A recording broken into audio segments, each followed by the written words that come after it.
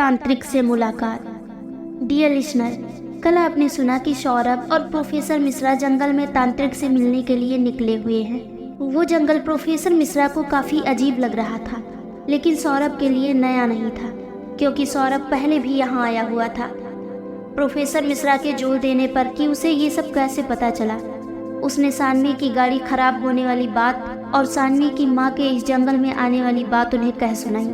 उसके बाद प्रोफेसर मिश्रा ने कुछ ग्रहों की कमजोर होने वाली बात सौरभ के सामने रखी और सौरभ उस बात के बारे में थोड़ा सोचने लगा और गाड़ी धीरे धीरे आगे बढ़ाने लगा। यहाँ तक कल आप सुन चुके थे।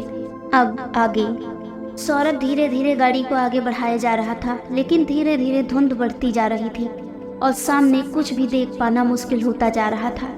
जब से सौरभ ने मना किया था कि बाहर नहीं देखना है, प्रोफेसर मिश्रा बाहर नहीं देख रहे थे, लेकिन उनके मन में कुछ चल रहा था। ऐसा लग रहा था वो लगातार कुछ बात सोच रहे हैं और किन्हीं ख्यालों में खोए हुए हैं। सौरभ गाड़ी रोकते हुए प्रोफेसर मिश्रा से पूछता है, आप कुछ परेशान दिख रहे हैं सर, कुछ बात है क्या?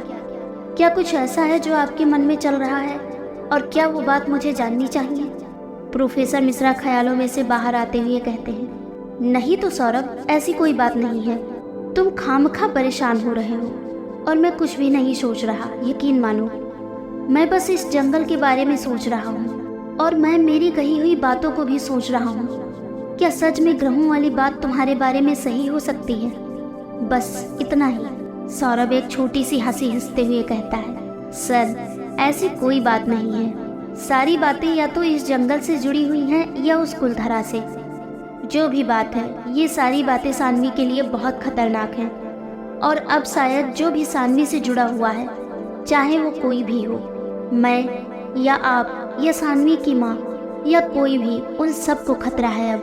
प्रोफेसर मिश्रा अपने सर को हल्के से हिलाते हुए कहते हैं, हो सकता है सौरभ, क्योंकि जैसा तुमने बताया कि कुलधरा की बात जिसे भी पता चली, शायद उसकी जान को खतरा हो गया हो। तुम्हें शायद ये बात किसी बाबा ने बताई थी और उस बाबा के बारे में तुम्हें ये पता चला था कि वहाँ उस घर में तो कोई रहता ही नहीं।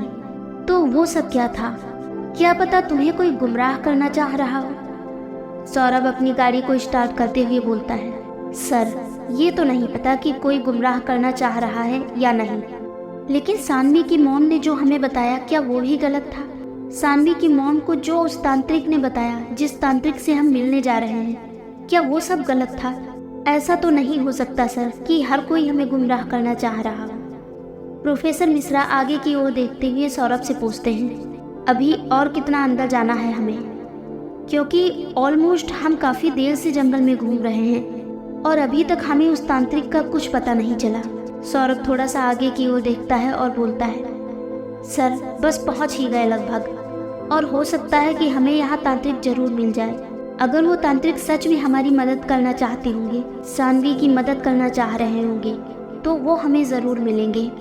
सौरभ को रह रहकर वो आवाज़ें आ रही थी और अभी भी वो आवाज़ सौरभ से यही कह रही थी कि चले जाओ यहाँ से, इसी में तुम्हारी भलाई है। चित्रा सिर्फ मेरी है और उसे मुझसे कोई अलग नहीं कर सकता, कोई भी नहीं, तुम भी नहीं, तुम कुछ भी नहीं जान पाओगे। सौरभ कुछ परेशान सा हो जाता है और उसके चेहरे पर एक डर की झलक साफ देखी जा सकती थी, जिसे देखकर प्रोफेसर मिश्रा सौरभ से कहते हैं, तुम परेशान क्यों हो और तुम्हें इतना पसीना क्यों आ रहा है? सब ठीक है ना सौरभ?